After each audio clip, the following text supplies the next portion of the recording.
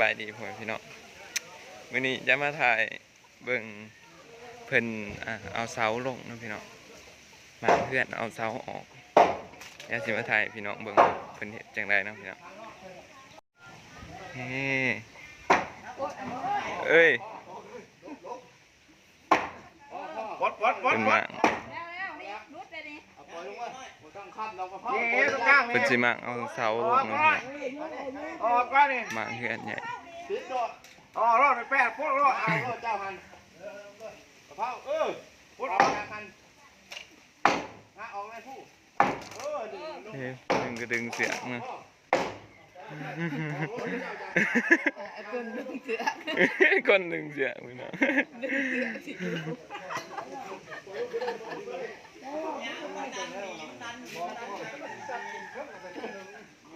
นี่พี่น้องเป็นมาซอยกันพี่น้องแต่เพื่อ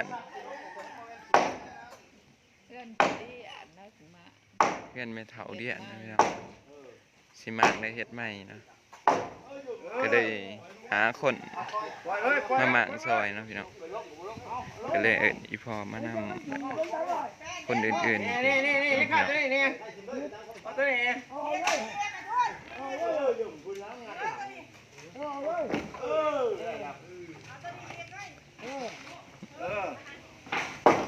โอ้ยห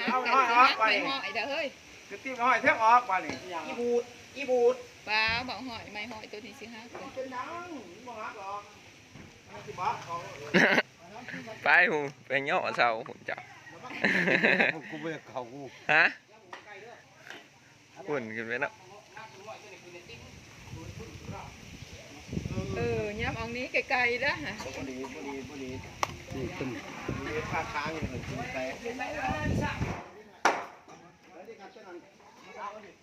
ต่อโลดีมันเช้าเปียดีมเช้าเลยต่อโลดีมค้างว่าดีเอาค้างออกตายน้อยนึงเอาลงเพชรบ่ได้ลงเพชรลงจะได้อย่างนั้นอยู่หั่นเพชรไปให้เขาไปแม่ไปเนาะซอยเพิ่นจ้าแกตีเสือกมันไปจะได้มันฆ่าเสือกตัว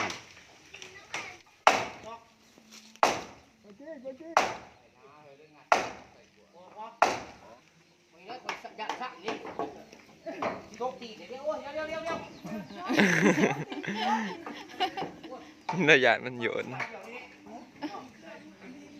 มันค่อยอุกเด็กมันเยอะเยอะ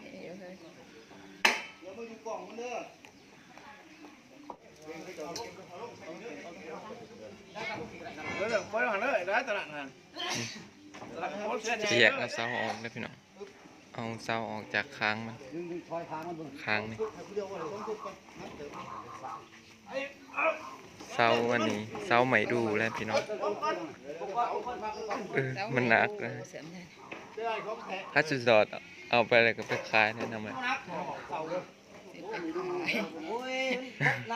ที่เคยเสาใหม่แพงไหนพี่น้องใหม่ดูเสาใหม่ดูเสาระดับ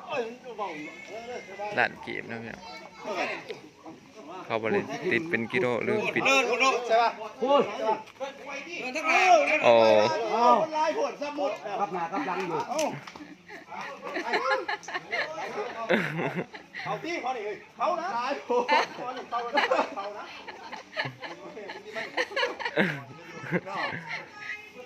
เนาะขั้วปลาเสียกินยามเฟสโอ้เห็ดจะได้กินนี่แม่ขั้วกินนะน้องพี่น้องก้อยปลานิ่น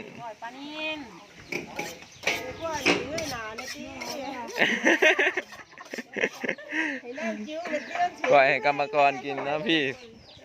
สาวขั้วปลาขั้วพักเขาหลังพักเขาสะอร่อย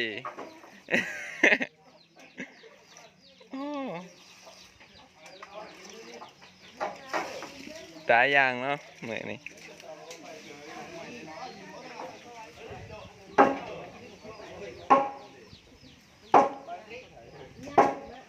หลายคนช่วยกันพี่น้อง ต่างหน้าที่กันแบ่งหน้าที่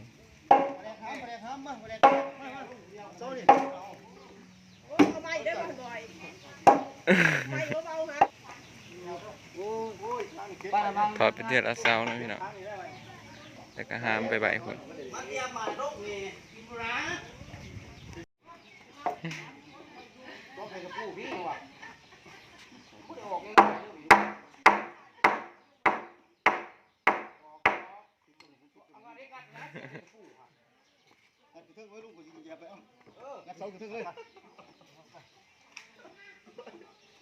หลายคนซอยกันนะพี่น้อง ย่อขึ้นบ่ขึ้นจ้ะบ่ขึ้นดูดที่ยังเล็กตะปูก็จะไม่เอาให้นึงก็เป็นไปเอาไปลูก ไอ้ห้ามบางทีก็พูด ย่อไปเอาย่อไปพูดกินก่อนน้ำตายเลย ระวังเลย ระวังเลยระวังเลย มันจุดลงทางเด้อ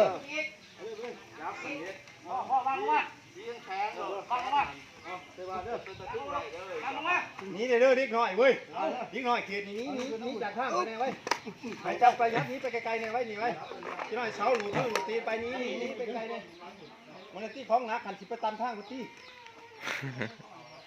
ยังเศร้าหนึ่งนี่นะ เขาไปห้าม2คนถ่ายหัวกันห้าม4ห้าม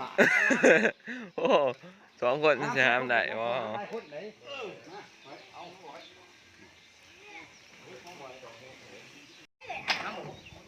เอาคันไดออกพี่น้องจะเอาออกเฉย ให้กินเลยก็ได้ มันจะหักด้วยอะไรค่อยๆเด้อ บันนี้คอ จะไปใส่เพื่อนตัวน่ะบ่ได้ขึ้น โอ้ยอันเนี้ยไปไม่ใช่ ไปนอนคนเดียวข่อยมีแต่ตอกไม้ติดเสาขึ้น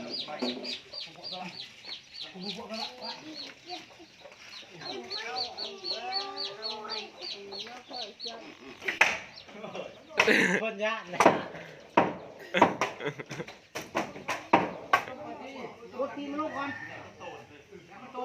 ต้องวางแผนอย่างดีได้อพี่น้อง เอาใครคิดพันเอาเลย นี่พี่น้องเพิ่นจะย่อเบิ่งว่าเพิ่นเฮ็ดจังได๋โอ้ยหยุดเด็กตะปูมันบ่อยู่ ไม่บวกคุย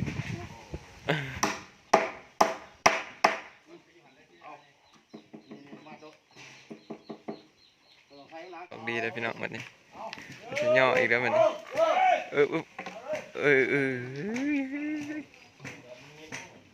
ลงแบบนิ่ม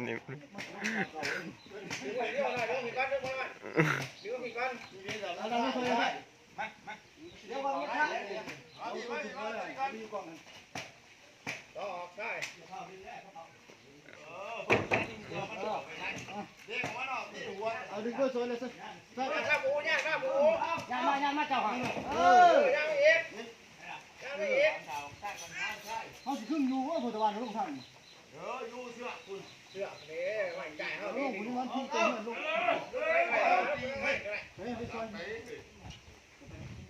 จะเอาลมลงไปข้างนี้นะพี่น้อง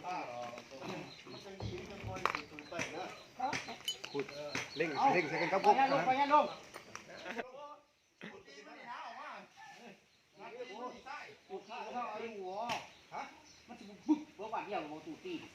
พี่น้องสิเลยมาออกทีละหน่อยคือเก่า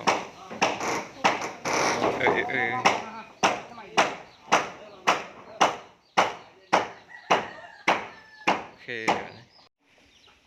ตอนนี้เฮ็ดแล้วเพิ่นแล้วพี่น้องเบิ่งเพิ่นหมากหมดเลยมาขายตอนนี้ก็สิหาอะไรกินข้าวกินน้ำแล้วพี่น้องเอ้ย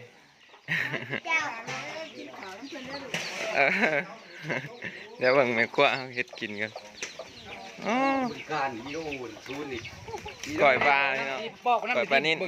เพิ่นเฮ็ดกินเด้อนี่เด้อปล่อยบ้างสิ เออเพิ่นเบิ่งเพิ่นกระจักล้อก่อยปานนิดนี่เออ ปลาชิวพระเจ้าชิวาเนาะ พักธรรมศาสตร์นี่พี่น้องจากสวนเลยจะได้กินข้าวสามัคคีกันพี่น้องเดสวนเราครั้ง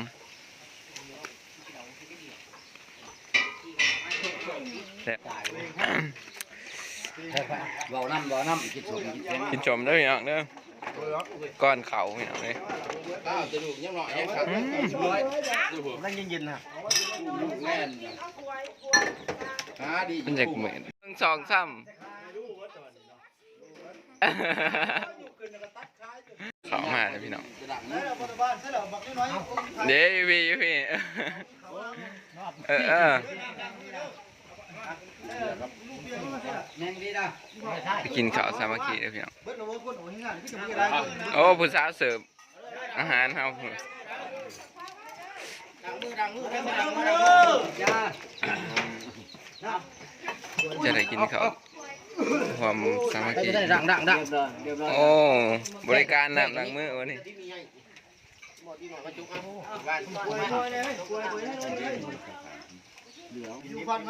ไอพี่น้องเฮากินข้าวก่อนก่อนไปนี่พี่น้องเด้กินซุ่มกัน เอาแม่เป็นยังไงอยู่เจ๊ฮะเอาแม่จีมาจี โอเคพี่น้องตอนนี้ก็กินข้าวแล้วก็มานั่งอยู่เพื่อนไม่เท่านะพี่น้องสำหรับคลิปนี้ก็สีเบิดเพียงเท่านี้เนาะพี่น้องเนาะโอเคพี่น้องบ๊ายบาย บ๊ายบายพี่น้อง